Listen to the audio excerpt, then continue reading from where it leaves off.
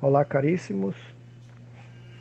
Vamos iniciar a nossa sexta aula da catequese litúrgica da missa, né?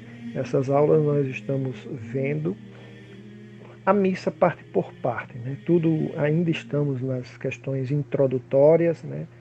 Não estamos ainda na missa a partir da procissão, né? E nós vamos falar disso hoje, mas a gente ainda é como que se não tivesse iniciado ainda a missa. A gente está vendo as preparações, é uma coisa, é tão importante a missa, né? É, que, por exemplo, Scott Hahn diz que não precisamos morrer para irmos ao céu, basta participarmos da missa. Ou seja, a missa é o local onde o céu toca a terra, é o momento em que o céu está todo presente na terra, é na hora da Santa Missa. Então a gente tem que ter o cuidado com toda a preparação para a missa, durante a missa e o logo imediatamente após a missa, né? A pessoa depois que participa de uma missa e sai, né, da porta da igreja, ela precisa estar transformada, porque se ela participou bem de todos os momentos litúrgicos, né, comungou o corpo e sangue de Cristo plenamente e com muito cuidado e zelo, então ao sair da missa não pode sair a mesma pessoa. Tem que sair transformada, né? Não vamos dizer a pessoa toda missa a pessoa sai transformada, não. Ela tem que sair um ser humano mais voltado para Deus, melhor. Né? Bom, mas para a gente iniciar nossa aula de hoje, vamos fazer nossa oração inicial. Em nome do Pai e do Filho e do Espírito Santo. Amém. Vinde, Espírito Santo, enchei os corações dos vossos fiéis e acendei neles o fogo do vosso amor. Enviai, Senhor, o vosso Espírito, e tudo será criado, e renovareis a face da terra. Oremos, ó Deus, que instruíste os corações dos vossos fiéis, com a luz do Espírito Santo. Fazei que apreciemos retamente todas as coisas, segundo o mesmo Espírito, e gozemos sempre da sua consolação. Por Cristo nosso Senhor. Amém. São Pio de Pietrelcina, rogai por nós. Santa Teresa de Ávila, rogai por nós. Em nome do Pai e do Filho e do Espírito Santo. Amém. Bom, então, na última aula, na aula número 5, nós vimos os paramentos do padre, né? Do sacerdote. São os paramentos que ele utiliza. Né? E as cores, né? Nós vimos na aula anterior. Para a celebração. Né? O que nós vamos ver agora nesta sexta aula? Nós vamos ver a procissão de entrada, porque parece que é uma coisa simples, sem muito sentido, é só entrar, é só para o padre entrar. Mas não é. A procissão de entrada não tem um sentido simplório, ela tem um sentido solene. E já é um momento de que a missa propriamente dita começa com a procissão de entrada. Então é um momento já solene, é um momento que não pode ser feito de qualquer jeito. Ela não pode ter badulaques, artifícios. Ela tem uma forma de acontecer. Isso está escrito no Missal Romano e na Instrução Geral do Missal Romano, que são documentos da Igreja. Né? Ela não pode ser enfeitada, não tem danças, não tem badulaques que se coloca. Né? Ela tem um formato próprio de acontecer. Então, tem gente que coloca, vamos fazer a procissão de entrada e entra um bando de gente dançando, outros entram no meio da Bíblia com a Bíblia dançando, bandeiras e cartazes daqui e dali. Na verdade, tudo isso são coisas que não estão prescritas, né, no Missal Romano. O Missal Romano está da forma que eu vou colocar aqui para vocês nesta aula. Aí vocês poderiam me dizer, me perguntarem, né? Mas essas coisas não podem entrar com a bandeira do apostolado da oração, por exemplo, né? Não pode entrar as peregrinas da Mãe Rainha com a Mãe Rainha. Bom, se alguma coisa vai acontecer, não é dentro da missa. Então, as pessoas podem até entrar com as bandeiras, alguma coisa assim, no silêncio ou com algum canto, e depois que essas pessoas se organizarem nos bancos, aí sim começa a antífona ou canto de entrada, e aí entra a procissão de entrada. Aí começa a missa. Antes não é missa. É só uma homenagem, uma apresentação, qualquer coisa que seja, e desde que seja algo com cuidado, não pode ser com dança, porque vai acontecer o santo sacrifício.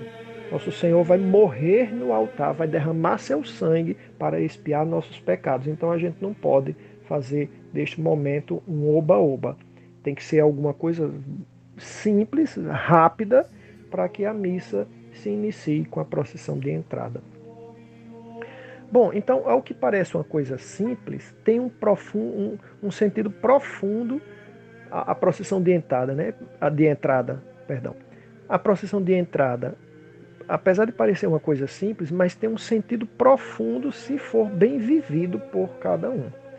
A procissão de entrada nos lembra a entrada do Rei dos Reis em Jerusalém. Então, quando o nosso Senhor Jesus Cristo estava entrando em Jerusalém, foi feito um cortejo com ele, né? Onde as pessoas o louvavam, né? Colocavam seus mantos como tapetes, né? Para Jesus passar, que estava em cima de um jumentinho, e abanavam ramos, né? Que a gente faz isso no Domingo de Ramos, que a gente chama de Domingo de Ramos, é o Domingo da Paixão do Senhor, que a gente intitula Domingo de Ramos, chama, né? E a gente faz aquela procissão dos ramos, mimetizando um pouco isso. Mas toda missa tem essa entrada, né, triunfal dos Reis dos Reis. Então, é na procissão de entrada que o Cristo entra solenemente para cumprir a sua missão. Então, quando ele entra em Jerusalém, né, ele entra em Jerusalém daquela forma solene como rei, que ele vai, ao fim das contas, cumprir a sua missão. Vai entrar como soberano, mas para cumprir a missão que ele veio fazer aqui na terra.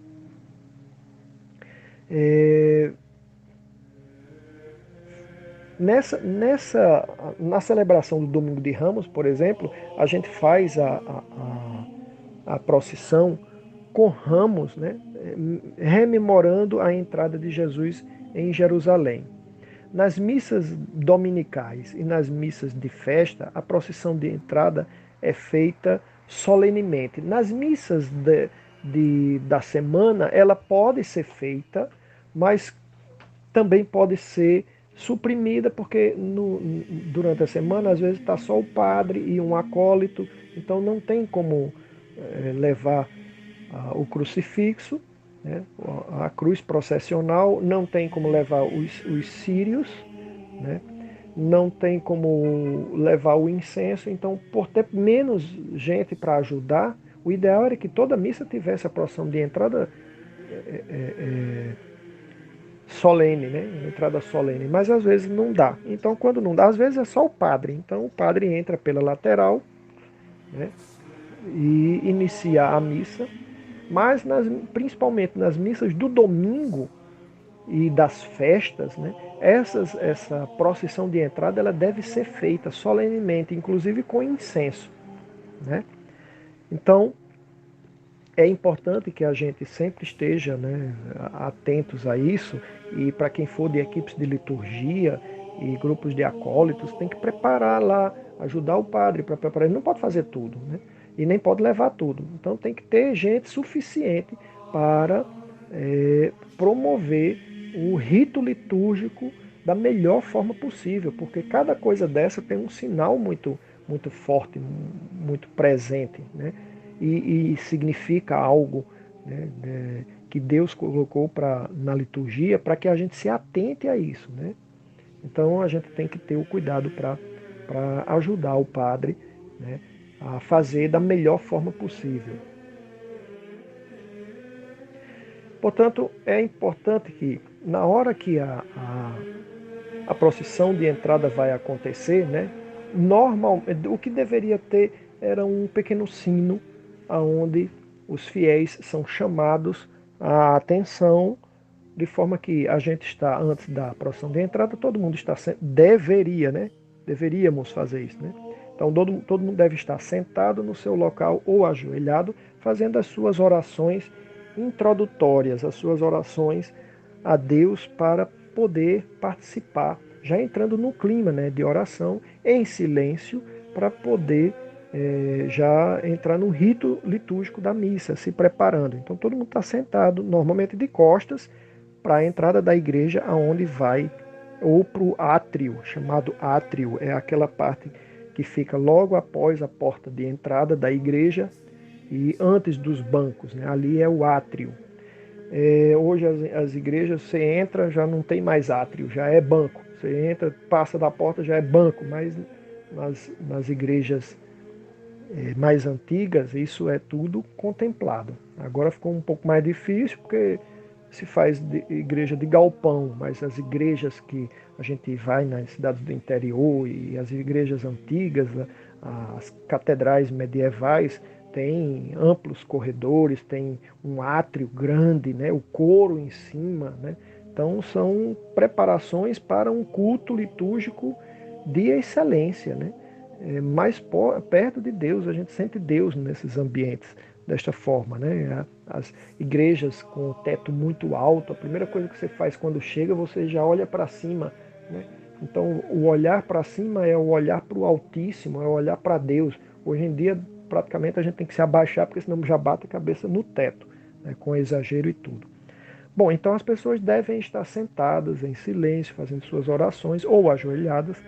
E aí, quando o celebrante vai entrar, quando a procissão de entrada vai já adentrar o recinto, né, para passar pela nave da igreja, então deveria ter um pequeno sino para chamar a atenção dos fiéis que a missa vai começar. Então, antes do celebrante entrar, o povo de Deus deve estar em silêncio, se preparando para celebrar os santos mistérios. Para a entrada da procissão de entrada, né, o coro, né, tendo um coro, o que deveria ter, né, canta a antífona do dia, como é solicitado pela instrução geral do Missal Romano e pelo Missal Romano. Então essa história de canto de entrada já é uma coisa um pouco mais moderna. O que deveria ser cantado seria a antífona do dia. O que é a antífona? A antífona é uma frase, né, uma pequena jaculatória, normalmente tirada dos salmos, que tem a ver com o que vai ser celebrado naquele momento, naquele dia. Então aquele domingo, nós temos a divisão, né, do tempo comum, etc. A gente já falou sobre isso. Então a antífona chama a atenção do que vai ser celebrado, do que a gente está lembrando ali, do que a gente vai aprender naquele dia, né? Sendo um dia de Nossa Senhora, essa antífona fala das coisas, das maravilhas de Nossa Senhora. Sendo a missa de festa de um santo, então a antífona rememora isso, né? Então, o coro deveria cantar a antífona do dia para a entrada. Mas pode ser cantado um canto de entrada que seja autorizado pela Conferência dos Bispos do país, no nosso caso, a CNBB. Então, os cantos de entrada não são quaisquer cantos. Eles são cantos autorizados pela CNBB. Então, não adianta a gente dizer, eu vou botar esse canto porque é bonito, e aí é o que se faz muito hoje em dia, se coloca aí um canto qualquer, às vezes não tem nem a ver com a celebração, mas os cantos deveriam ser autorizados, porque ele tem que fazer já tem que fazer uma indicação, por exemplo, a festa do Bom Pastor. Então o canto de entrada já tem que remeter ao que vai ser celebrado naquele momento, né? Então O canto já tem que falar do bom pastor, né? Tem que lembrar das ovelhas, essa coisa assim, né? Que a antífona já traz isso. Então a antífona já é preparada para aquilo. Mas se for um canto, tem que fazer alusão ao que vai ser celebrado ali. Então o canto de entrada tem que ser autorizado pela Conferência dos Bispos do país, no nosso caso a CNBB. Então vem como é que se compõe a procissão de entrada? À frente vem 2 acólitos, um com o turíbulo, com o incenso fumegante, e o outro com a naveta, que é o depósito que fica o incenso. Então, já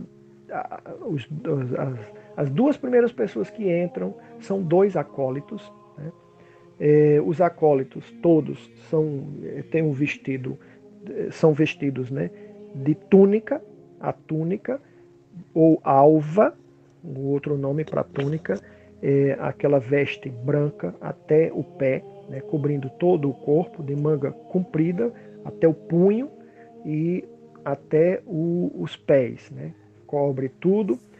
E são 2. Um vem com o turíbulo. O turíbulo é aquele dispositivo em que fica saindo a fumaça do incenso, né, que tem aquelas correntes, vai até embaixo e tem aquela cumbuquinha, aquela que colocam-se as brasas e em cima dele, antes de iniciar a procissão, esses 2 acólitos se dirigem ao presidente da celebração, o padre ou o bispo que vai celebrar a Santa Missa, né, o presidente da celebração, e vai até ele e ele abre o turíbulo. O acólito que está com a naveta. Naveta nada mais é do que um vasinho, um vasilhame, onde tem uma tampa e uma colher, uma pequena colher, aonde o padre ou o bispo que vai celebrar é apresentado para ele o turíbulo e a naveta, e ele vai com essa colher e coloca algumas colheres de incenso na brasa, abençoa, ele faz uma bênção, fecha e os 2 acólitos vão para o início, né, da fila lá para frente, e são os 2 primeiros que entram. Então, um com o incenso, com o turíbulo, o incenso fumegante já, né, ou seja, já saindo a fumaça, e o outro com a naveta. Naveta é o depósito que fica o incenso. E qual o significado do incenso? O incenso já é utilizado desde o Antigo Testamento, onde nos sacrifícios, né, a pessoa que estava oferecendo o sacrifício tocava fogo no cordeiro, por exemplo, e aquela fumaça subia ao céu. A fumaça subindo, né, em direção ao céu significa exatamente as orações que sobem ao Altíssimo. Então, o turíbulo na igreja chega já com esse aspecto. O acólito vai com o incenso, a fumaça subindo, e ele fica balançando ali o turíbulo para que a fumaça vá subindo, ou seja, já é o significado que toda a assembleia vai estar ali em oração, e o odor agradável do incenso é exatamente as orações de odor agradável a Deus, que sobem ao Altíssimo com nossos pedidos, né? Nossos pedidos, nosso louvor, né? As nossas preces, a nossa oração. Então, entram os 2 acólitos com o turíbulo e a naveta. Em seguida vem a cruz processional. O que é a cruz processional? É aquela cruz em que um acólito segura, ela fica no alto, e após o incenso entrar, já vem a cruz processional com um acólito, que a gente chama esse acólito de cruciferário. O nome desse acólito é o cruciferário, é aquele que leva a cruz processional. O ideal é que este acólito seja um menino. Por quê? Porque ele já faz a referência ao Cristo que se dirige ao altar. Ele leva, né, a cruz, o Cristo que vai cumprir a sua missão. Né? Ele, malgrado a comparação, É o burrinho que leva nosso Senhor Jesus Cristo na entrada, né? Que a gente celebra no Domingo de Ramos, a entrada em Jerusalém, né? Perdoem-me a comparação, mas é muito simbólico, né? A coisa toda do rito da missa. E a gente precisa fazer essas referências para a gente entender o que está acontecendo ali, né? Então, este acólito é chamado de cruciferário. Bom, então, a cruz processional já vem em seguida e vem ladeada de 2 círios, ou seja, 2 velas, conduzidos por 2 acólitos também. Então, entram os 2 primeiros, depois entram mais 3, um com a cruz processional, chamado cruciferário, e ladeado de 2 acólitos, cada um com uma vela ou com um círio, que são chamados de seroferários, né? Os 2 seroferários, que essas velas podem ser na mão, aquela menor, ou também em hastes lá em cima, com as velas ladeando a cruz processional.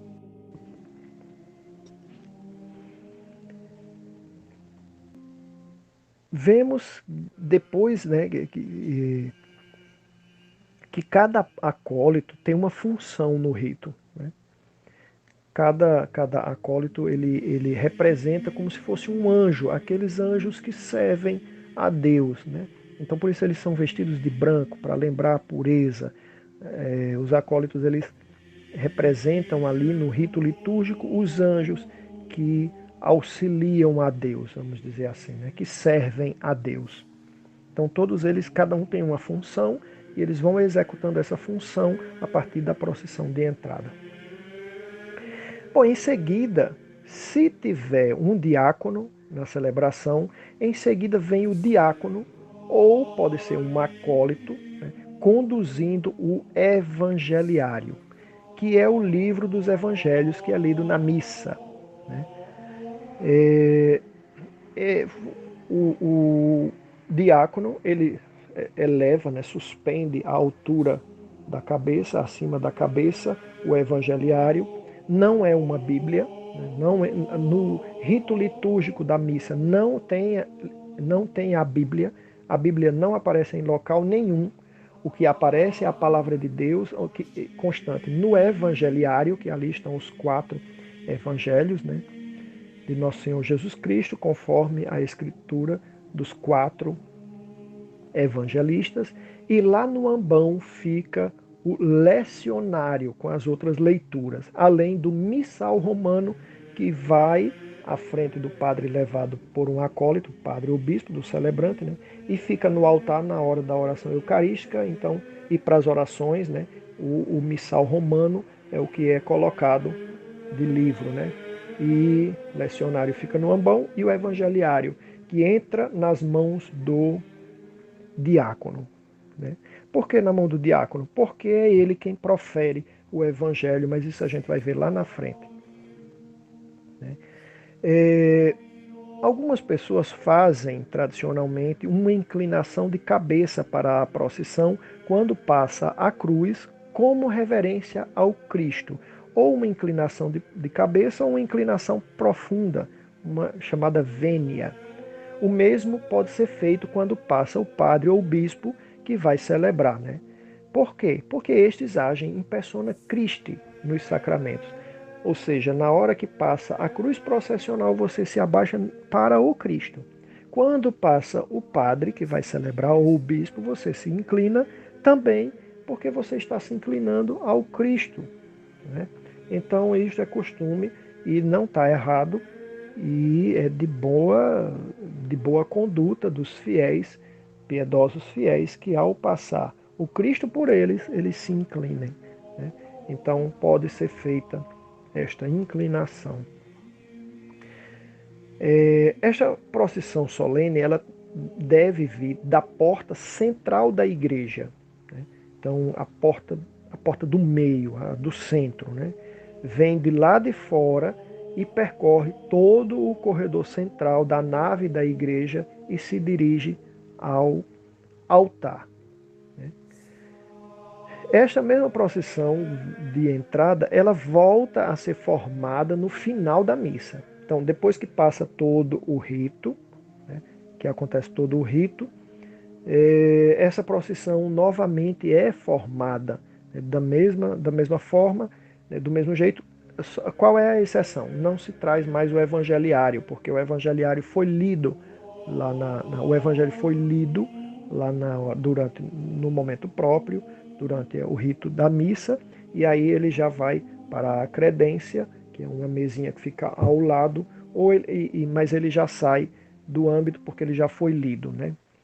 A palavra se faz carne, né, e habita entre nós. Então o evangeliário ele já some porque ele entra como palavra. É a palavra de Deus que se faz carne ali no pão e no vinho, que se entrega por nós. A gente comunga, Jesus Cristo ressuscita, e aí quando sai a procissão não precisa mais do evangeliário. Perceba toda a simbologia que tem, né? O evangeliário é a palavra de Deus que entra, né, que se faz carne. O Evangelho é o próprio Cristo, a boa nova, por isso a gente pode fazer inclinação de cabeça ao Evangeliário, que quando vai ser lido também ele é incensado, né, porque é a palavra de Deus, mas é o próprio Cristo, representa o próprio Cristo, a palavra que se faz carne. Então a palavra ela é proferida, proclamada, depois ela se faz carne no altar, né? O pão e o vinho que se transformam no corpo e sangue e a gente comunga. Então o evangeliário já não sai mais, porque ele se fez carne e habitou entre nós, a gente comunga. E aí o Cristo ressuscitado, né? Então não tem mais sentido sair o evangeliário, né? Veja como isso é importante. Isso tudo está na missa. E a gente tem que saber para poder aproveitar melhor o entendimento que temos sobre o que é a missa e participarmos melhor. Então, como eu ia falando, a procissão ela se forma novamente no final da missa. Só que agora ela vai no sentido contrário, né? Agora ela está indo no sentido do altar para a porta central da igreja. Os fiéis permanecem em pé em seus lugares até que o padre ou o bispo passe. Neste momento pode-se cantar um hino que a gente chama de hino final, né?